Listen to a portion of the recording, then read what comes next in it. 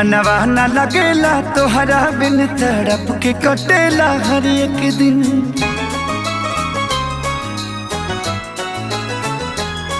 मनवा न लगेला तोहरा बिन तड़प के कटेला हर एक दिन।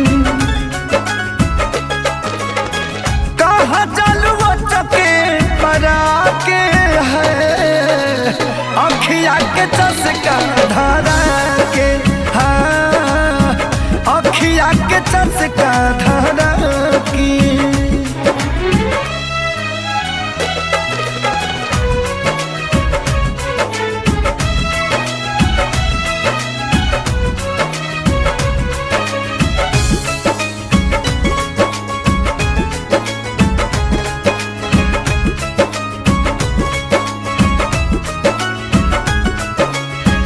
रोग देले बाड़ू तू ही दो दवाई, सुनता न पैदा ओझाई।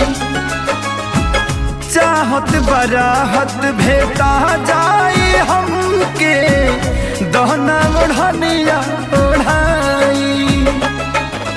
हम ही नइखे दोषी एमे तहरो देन बा, समरिया हो कमरिया में उठत पेन बा। आइलू काहे बिन कजरा के है अखिया के चस्का धरा के, हाँ अखिया के चस्का धरा के, हाँ अखिया के चस्का धरा की।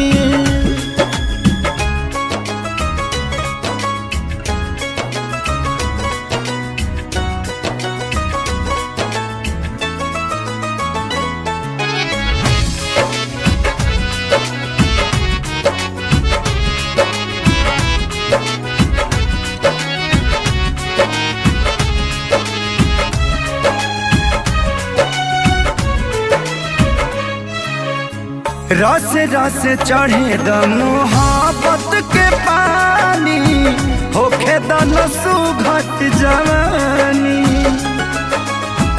ओठवा के लाली बवाली भइल बा, बड़ुए कमोर राजधानी। छुअले बड़ा जब से ई तब से हाल बा, तोहरा के बिना देखले अब जियल काल बा।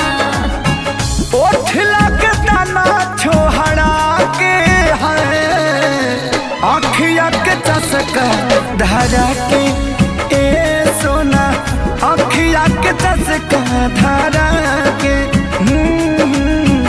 अखिया के चस्का धरा की।